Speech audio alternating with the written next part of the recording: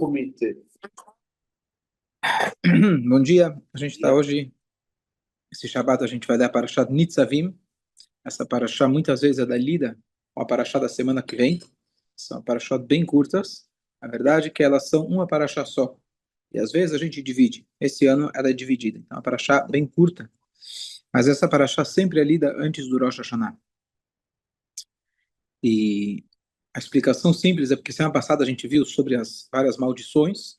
Para dar uma relaxada, para dar uma amenizada, então você se prepara para o Rosh Hashanah, lembrando o que você fez de errado, etc. Mas depois você lê até Nitzavim para entrar com o clima melhor. Essa é a explicação clássica. Mas nós sábios dizem que essa palavra, logo no início da Parashá, faz uma alusão a Rosh Hashanah. Por quê? Então, nessa Parashá tem algumas coisas, entre elas, Tchuvá, o conceito de Tchuvá está aqui na nossa Parashá, bem claro.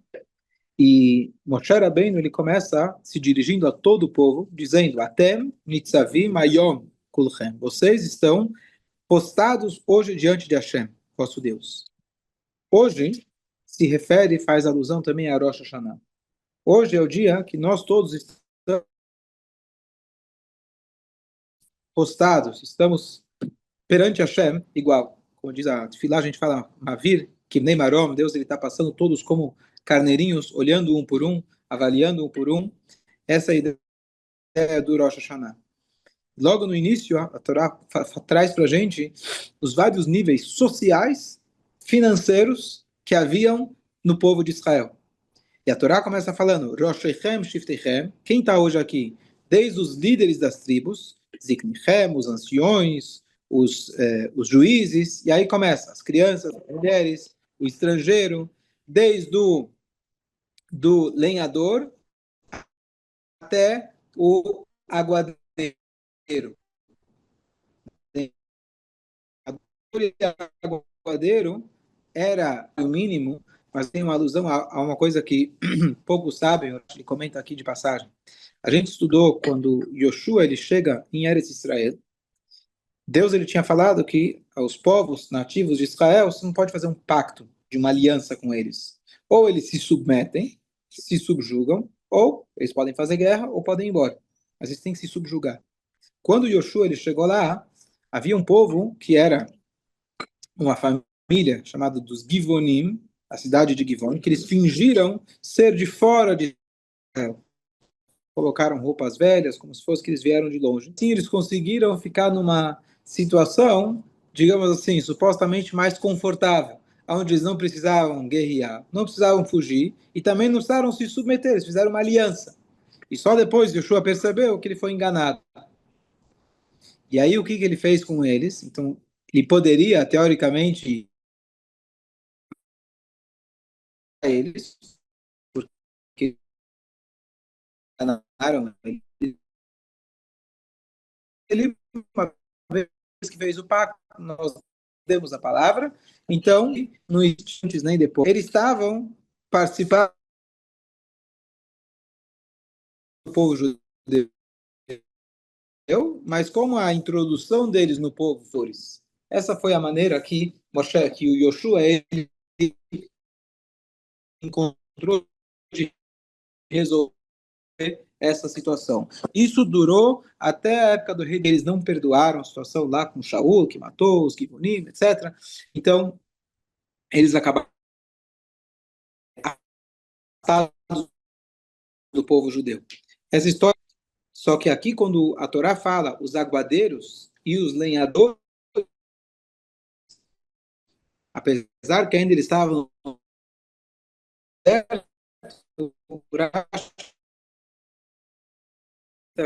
que a mesma coisa que aconteceu lá, a gente não tem muito nativos de Israel, conseguiram uma aliança com Moshe e depois se descobriu que eles não eram, que eles eram sim nativos de Israel.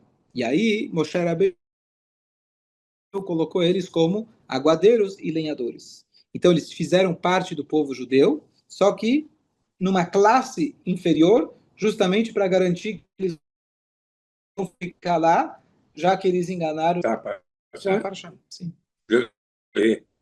Que ganhava Moshe, isso? Ele fala, gente aprende que os Anim vieram na época de Moshe, assim que os Givan... E aí... Por interesse. Então, por interesse. Então, Moshe Rabbeinu colocou eles como lenhadores e apoiadores. Não mandou fazer se eles não fazem essa aliança, o que seria? Porque eles eram o povo de Israel. Qual seria a relação com se eles não fizerem posta? Né? O Shua, antes dele entrar em Israel, ele mandou uma... Deus emprestou para vocês até o momento. Agora, estamos voltando para...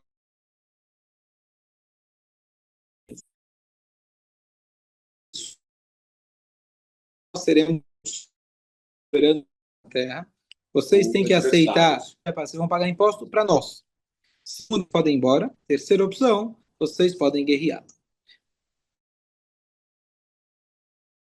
De Israel, um povo fugiu, chamado Girgashi, ele foi embora, e os outros 6 optaram por lutar.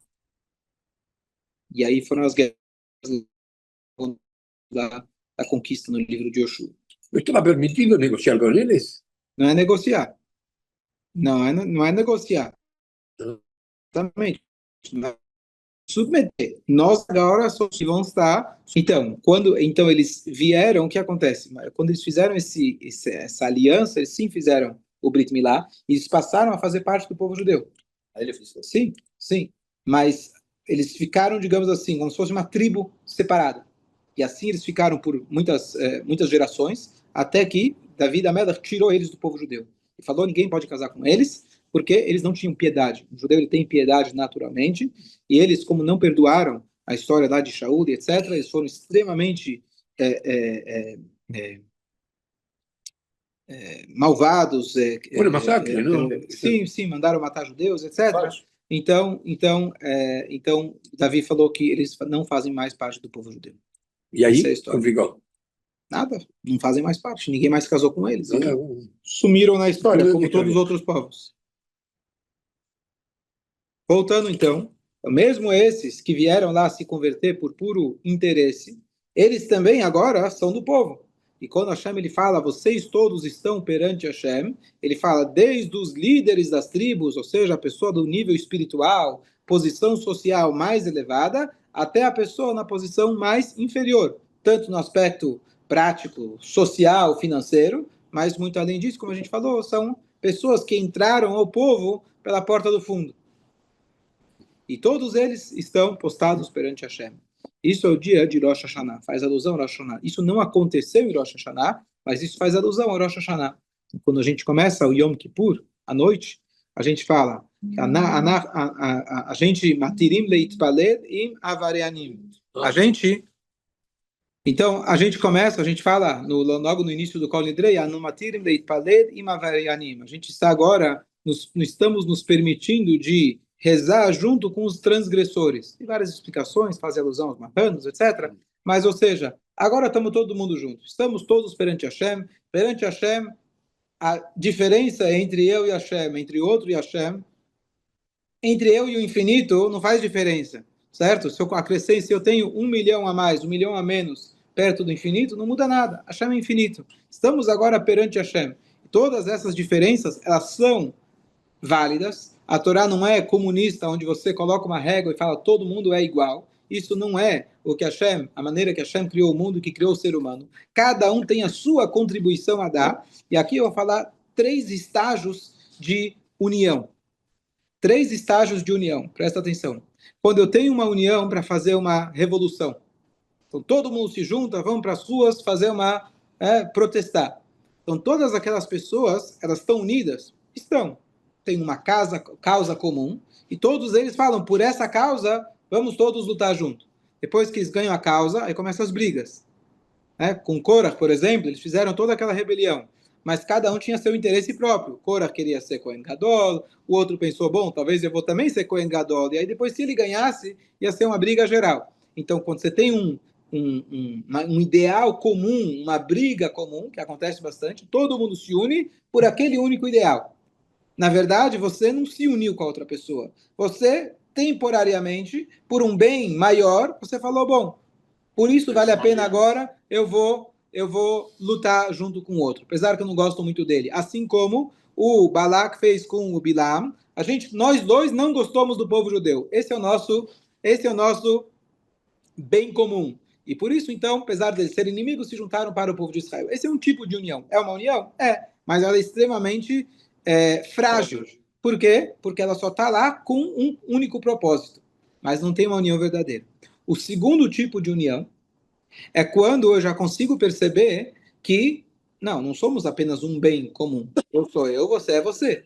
Então, se eu tenho uma empresa, eu entendo que tem a parte de vendas, tem a parte de marketing, tem a parte do financeiro, tem a parte do RH, e eu entendo que para a empresa funcionar, eu preciso de cada uma das partes. E se eu fizer o teu trabalho, não vai dar certo. Você precisa fazer o seu, eu preciso fazer o meu, e assim a gente consegue trabalhar em conjunto. Esse é o segundo nível.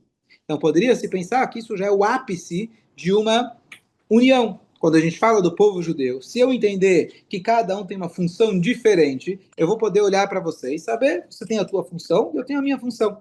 Mas é muito além disso. O que Moshe Rabbeinu agora, ele fez com essas palavras, e esse pacto que ele está fazendo com todo o povo judeu, e ele descreveu a escala, digamos assim, de liderança até os níveis mais inferiores dentro dessa escala, o que ele fez, o que ele estava dizendo ele estava transmitindo ao povo aquilo que se chama Arvut. Arvut, Kol Israel Arevim Zebazé, significa que cada um de nós é responsável pelo outro. Eu sou um fiador de você. Se você pega emprestado e não consegue pagar, o fiador, ele é cobrado. O que eu tenho a ver com isso? Eu sou fiador. Se assinou, eu vou ter que pagar por você. Ou seja, quando você faz o buraco no barco no teu lugar, não é o teu lugar. É o barco inteiro. Então, Moshe Rabbeinu, além do fato dele dizer a nossa união não é apenas por um bem comum, que seria a união mais superficial, frágil. A nossa união não é apenas porque nós estamos numa empresa, cada um fazendo o seu papel. Nós somos como um único corpo. Um único corpo é diferente da empresa, porque se determinada área da empresa não está bem, o que você faz? Manda embora, substitui, não tem problema. Importante que a coisa funcione. Quando você é um corpo só, não existe um Yehudi que você amputa ele, que você descarta ele, que você fala, ele não faz mais parte. Agora, bastante, sobre as diferenças políticas, etc., que aconteceu na outra semana, mataram aquele cara lá e inclusive já falaram que não acontece em décadas de se matar alguém que não é político, ele não tinha um papel político, qual era o nome dele? Kirk. E mataram ele, ou seja, os ideais políticos, a ideologia foi capaz de chegar literalmente em assassinato. Estamos falando aqui nos anos 2000, como é possível? Estamos aqui numa época onde, teoricamente, estamos avançados, saímos da época tribal, mas como realmente o ser humano, se ele não tem valores absolutos, quando ele não tem Deus, que inclusive, não sei quem viu, o Trump anunciou essa semana que havia uma menina que ela, um tempo atrás, tinha alguém doente na escola, na classe dela, que ela proferiu uma reza. O professor calou a boca dela e falou que não existe essas coisas.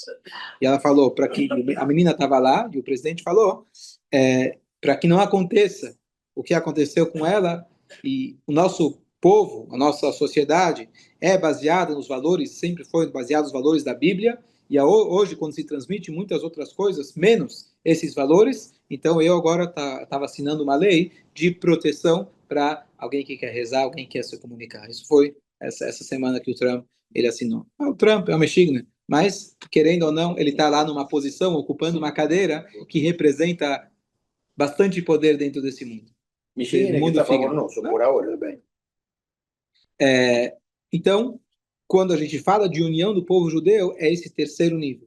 Não é apenas como um ideal comum, não é como a gente precisa um do outro para um bom funcionamento, e sim nós somos um único corpo. Um único corpo, quando você tem uma parte, Deus nos livre, do corpo que não está boa, se você até inclusive precisa tirar, isso não é uma separação, é uma amputação. Assim, eu vi uma frase bonita, impactante, que quando Deus nos livre, alguém fala, não estou bem com a minha esposa, eu vou me separar. Não é separar, é amputar. Porque uma vez que a gente acredita que são duas metades de uma única alma, pode até ser necessário. Às vezes tem gangrena, Deus nos livre, tem a parte do corpo que você precisa, Deus nos livre, tirar. Porém, quando você tira, é com uma dor muito maior. Você está afastando algo que é seu. O que significa isso? Que todo Yehudi, ele tem obrigação, ele é responsável um pelo outro. Ah, mas aquele cara já é velho, aquele já não faz muita diferença. Na minha empresa, quando faz 55, eu já descarto, não preciso mais. Isso não existe. Cada um do nosso povo faz parte integral, ele tem a sua função, e você deve olhar para o outro Yehudi e saber que você é totalmente responsável pelo outro Yehudi. E se ele não está fazendo a função dele, o barco é teu, o corpo é teu. Então não imagina, não olha para outra pessoa, ele é o aguadeiro, ele é o lenhador. Ah, certo? Não. Ele faz parte, cada um tem sua função, e a função dele é integral. Ela faz parte integral de você mesmo. Essa é a união, esse é o pacto do Nitzavim que Moshe Rabbeinu está transmitindo, fazendo com que o povo assuma isso, vivam isso, isso passou para as futuras gerações. Vou contar 2 episódios que eu escutei essa semana, de um grande educador. Ele conta aqui 2 situações. Que educador? O nome dele, eu preciso lembrar. Nos Estados Unidos, ele é um grande educador, ele prestou consultoria para dezenas, centenas de escolas, então hoje já tem, digamos, muitos anos de experiência nessa área. Então ele contou algumas coisas interessantes. Então ele contou que, às vezes, com uma escola, tem situações que você precisa mandar um aluno fora. E aí, então ele decidiu realmente, era uma menina que ela, assim, não só que ela não estava desempenhando bem, ela estava afetando todo mundo que estava em volta, e não foi uma decisão que ele tomou na espontaneidade, realmente era uma situação que merecia que isso acontecesse. Ele então decidiu tirar a menina, e passou um tempo, ele recebe uma ligação do secretário antigo do Rebbe, Rabino Rodakov, que já era secretário do Rebbe anterior, e todo mundo sabe que tudo que ele falava era diretamente do Rebbe, mesmo que ele não falava, não dizia que era em nome do Rebbe. Então, ele perguntou para ele, é verdade que você expulsou aquela menina, tirou aquela menina? Ele falou, sim. E ele explicou por quê, aconteceu isso, isso, isso. Ele falou, tá bom, mas para onde ela vai agora? É tua responsabilidade de cuidar para ver aonde ela vai. Ela não pode estar na tua escola, mas ela é da tua família. Ela é como tua filha. E ele fez isso. Ele pegou a menina, cuidou dela para ver que ela fosse para um lugar que fosse adequado, aonde ela se enquadrava. E o contato dele com ela foi tão forte que ele se tornou a referência dela. Mesmo ela entrando em outras escolas, quando ela tinha algum momento na vida, inclusive quando ela foi casar, para quem ela ligava para se aconselhar? Para ele. Então, você precisa tirar? Precisa, pode acontecer. Mas ela é da tua família. Imagina que é o teu filho que você está tirando. Você não tira, bom, resolvi o meu problema.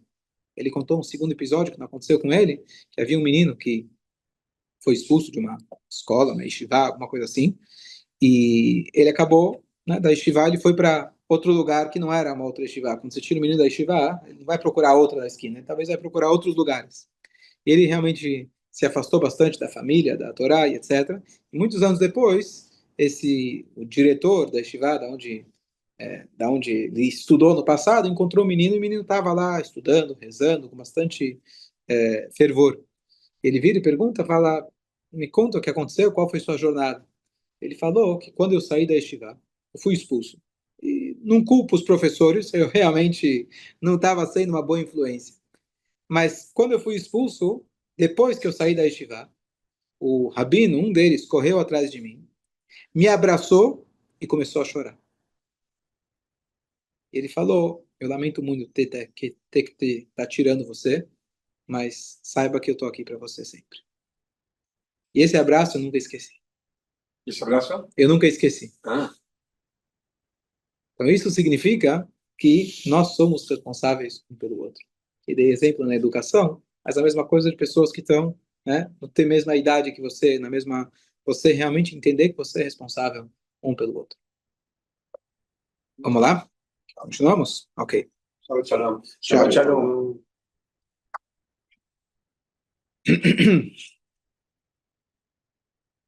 Moshe Rabbeinu, como eu acabei de falar, só quero dar o passuk, essa aliança que ele faz não é somente com aquela geração, Essa aliança ele está fazendo com a nova geração, a antiga, morreu já no deserto, agora está falando com esses que estão prestes a entrar em Israel. Ele está fazendo uma aliança que ela vai ser eterna.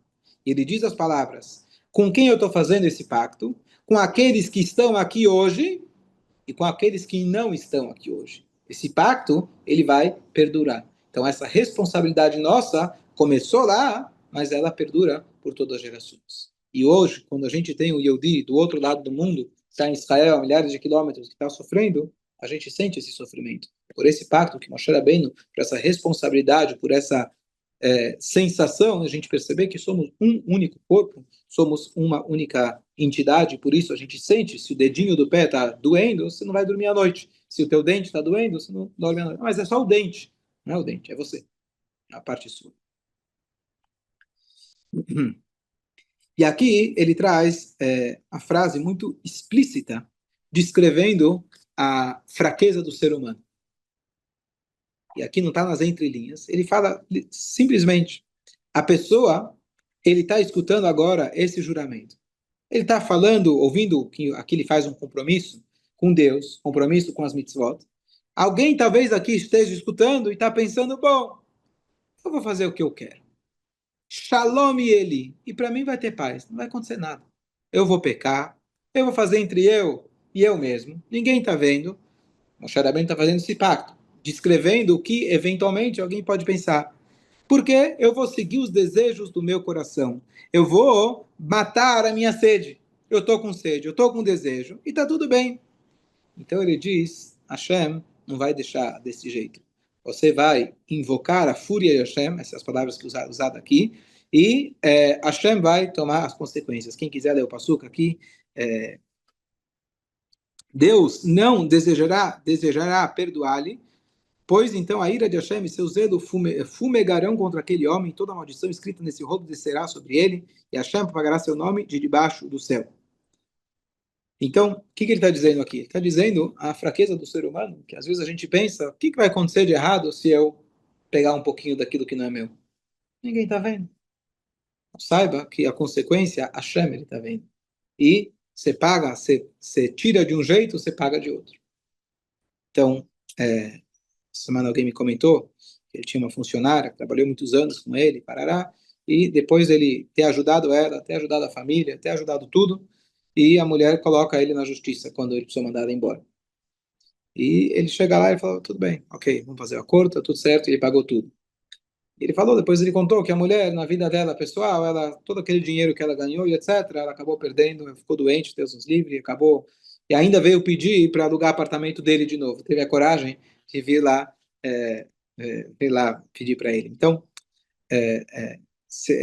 o que ele estava dizendo, se não paga de um jeito, você paga do outro. Se você acha que você pode pegar de graça, não tem free lunch, não tem, daí se fala, não tem almoço gratuito. Então, a Hashem está dizendo, nós temos uma responsabilidade muito grande. Nós, como Yehudim, podemos errar, e depois a gente vai ver mais para frente na Parashá, se você pode se arrepender, a Hashem sempre vai aceitar o teu arrependimento. Mas não pense que ninguém está olhando. Não pense que a vida é dos espertos. Saiba que Hashem está olhando, esse pacto que Hashem fez com vocês, ele está te dizendo, não pensa que Shalom e Eli vai ficar tudo bem. Saiba que tudo tem um preço a pagar, e essa é uma mensagem forte para a gente lembrar no mês de Elul, um pouco dura para a gente ouvir, mas é algo que a gente tem que se lembrar, saber que Hashem está olhando, Hashem está vendo aquilo que a gente faz, e a gente tem que responder, a gente tem que responder pelas nossas atitudes. E é isso que às vezes falta numa sociedade atual, como você falou, hoje em dia, onde tudo pode, onde tudo é aceito e etc. Eu não respeito, não devo nada para ninguém. Mais um comentário que alguém me fez essa semana. Ele falou de que ele tem um conhecido que ele, uma família toda, que eles são ateus, não são nem judeus, eles são ateus. E quando faleceu alguém da família, ele me escreveu e falou, eles estavam perdidos. Para onde você vai? Com quem você vai brigar? O cara que acredita, ele vai brigar com Deus. E tudo bem, pode brigar com Deus. Você sabe que você está brigando com a pessoa certa. É ele que manda, é ele que dá vida, então você tá revoltado com Deus. Mas esse que não acredita, ele falou, ele estava completamente perdido. Então, a gente tem a quem responder. Baruch Hashem, a gente tem a quem responder. A gente tem responsabilidade, a gente tem que responder pelas nossas atitudes. Hashem está nos olhando e a gente tem que estar consciente disso, criar essa consciência o tempo todo, que não é fácil, é extremamente difícil. Sabe o Rabbi Yohanan Ben Zakkai, que eu mencionei ontem no Shiur, naquela história que ele atravessou as muralhas para falar com o general, etc. Quando ele estava falecendo, os alunos perguntaram, Rebbe, qual é a frase de impacto? O que você vai deixar para a gente? Qual que é? Aprendemos muito com você, mas deixa para a gente qual que é a última frase? O que você diz para a gente? Ele vira e fala, lembra, Shai? Ter medo de Deus, assim como ter medo do ser humano. Então ele vira e fala algo que deixou eles intrigados. Que vocês temam a Deus igual ao que vocês temam um homem. Estranho. Temer a Deus igual que você temam um homem? Eles falaram, é isso que você está exigindo da gente? Isso é um nível muito baixo para, né, o nosso nível espiritual. Quero temer a Deus muito mais que o homem. Quem é o homem? Ele fala, não. A pessoa pensa muito bem antes de fazer alguma coisa quando tem gente olhando. Quando tem pessoas físicas, humanos, que você consegue ver e palpar, perante o mundo você se comporta de uma maneira. Quando você estiver sozinho, se você tiver essa consciência que a Hashem está olhando, pelo menos igual com que o outro ser humano está olhando, você já está maravilhoso. Ou seja, ter essa consciência já não é fácil. É isso que o Rabbi Yohanan deixou como uma missão de vida, como um legado, a gente entender que a Hashem está olhando, mesmo quando você acha que ninguém está olhando, a Hashem está olhando, e ele espera, ele tem uma expectativa de você.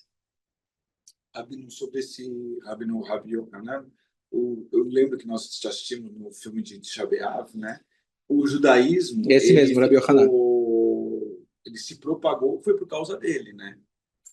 Sim, ele era o responsável. Porque ele que criou a Yeshiva fora e que tudo foi destruído, né? Sim, perfeito. Então quando o conhecimento judaico se deve a ele muito.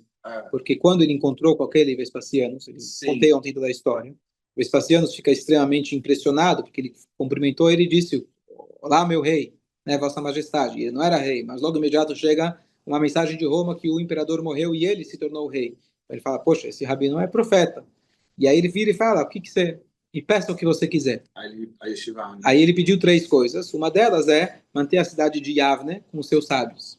E a partir dessa cidade se manteve um núcleo de estudo de Torá, de conhecimento, de passar o valor, o conhecimento da Torá para as próximas gerações. Então, uma das coisas que ele conseguiu. No final da vida, ele ficou na dúvida, será que ele fez certo? Talvez ele poderia ter pedido para ele simplesmente não destruir Jerusalém. Mas ele pensou que talvez seria um pedido muito grande, então você pede muito grande, você não ganha nada. Então, ele ficou nessa dúvida antes de falecer, se ele fez certo. Ele fez 3 pedidos, ao invés de fazer o pedido maior. Mas essa é a história. E mais uma coisa, nesse filme, que eu estava até conversando com o Abraham, né? A gente estava em dúvida se era alguma parte de ficção, aquela parte do sobrinho, mas não era. Não, que o senhor todo o que está lá, Talmud, né? Se eu não me engano, tudo que está lá está embasado. Então, deixa eu só esclarecer para quem está ouvindo. A gente assistiu aqui, projetou um vídeo aqui em Tisha B'Av, que relata um filme secular, não é um filme religioso, feito em Israel, muito bem feito, com a história da destruição do templo. E principalmente os conflitos interiores que tinham dentro de Jerusalém, Israel em geral, entre os próprios judeus. É isso que o filme retrata. Mas quem fez o filme, como eu falei, são pessoas seculares, então parte da matéria que eles tiraram, alguns detalhes, é do Josifus.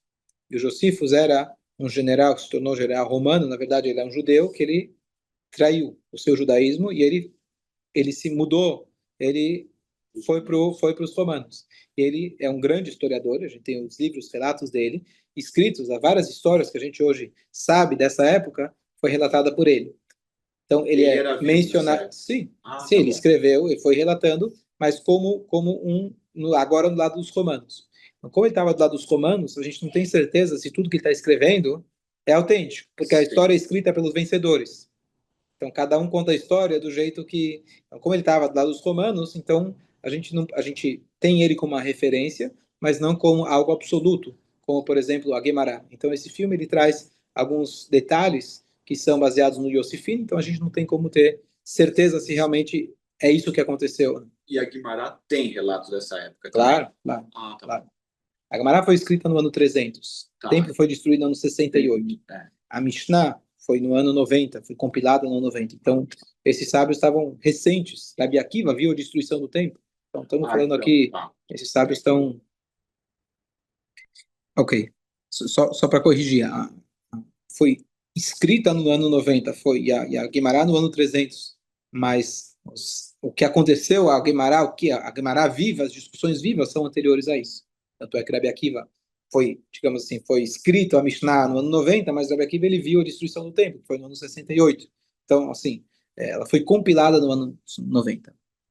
Então, a Torá continua dizendo para a gente, Veshavta ad Hashem Elokecha, que fala sobre Teshuvah. Você vai voltar até Hashem Elokecha. Hassidut explica uma coisa interessante.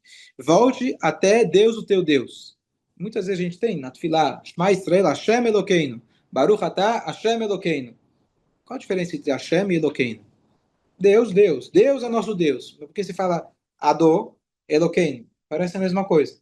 Então, a verdade é que cada nome que Hashem ele tem, na Torá tem vários nomes, cada nome simboliza um outro nível de relacionamento com a gente. Então, assim como cada um na sua vida, eu sou um pai, eu sou um filho, eu sou um irmão, eu sou rabino, eu digo que às vezes eu sou manicure, né? Preciso trocar a fralda, preciso cortar a unha, então cada um tem o seu papel, depende do que eu estou exercendo naquele momento, eu estou com um chapéu diferente. Hashem, ele é infinito. Ele não se define por esse nome, ele não se define por uma ação específica, mas no contato que ele tem conosco, ele tem, digamos assim, momentos diferentes, áreas de exercício diferentes. Então, quando Hashem, ele criou o mundo, a gente fala Bereshit bara Elokim. Elokim é o nome onde ele se oculta, porque para ele criar o mundo, ele precisou se ocultar. Então, Elokim é o nome ligado com a natureza. Hashem, ele funcionando, mas por trás do pano. Por trás, Hashem está fazendo tudo funcionar, mas uma natureza onde você não enxerga aquele que está fazendo. Esse é o nome Elokim. Elokim.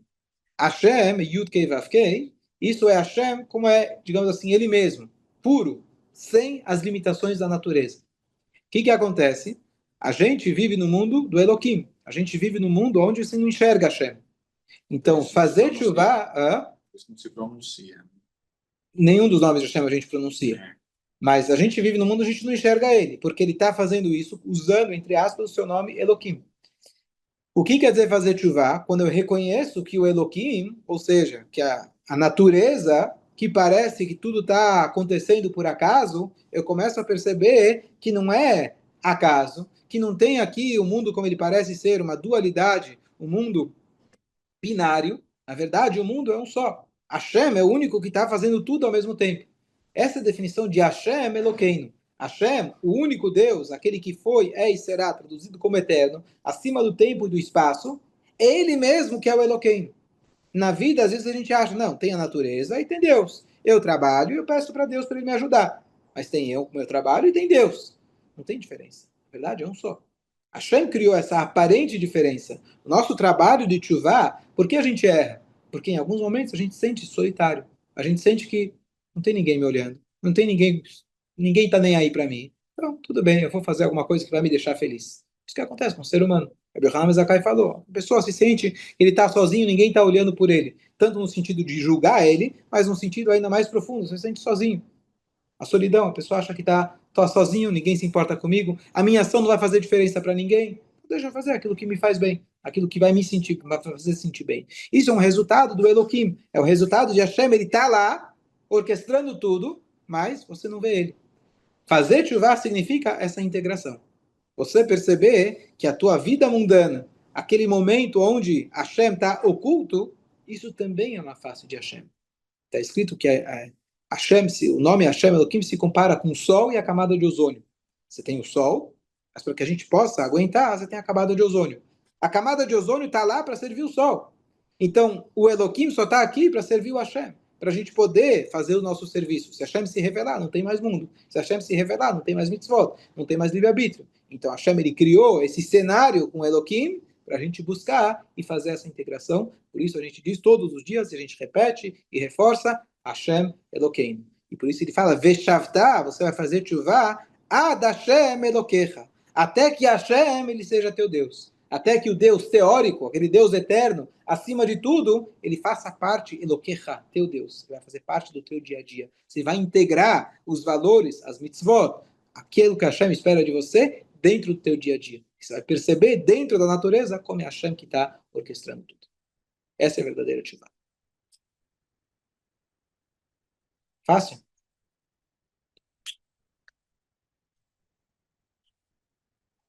Enfim, vamos concluir por aqui, para cada um ter tempo de fazer tchuvá ainda, no último Shabbat do ano. Tchau. Chaves.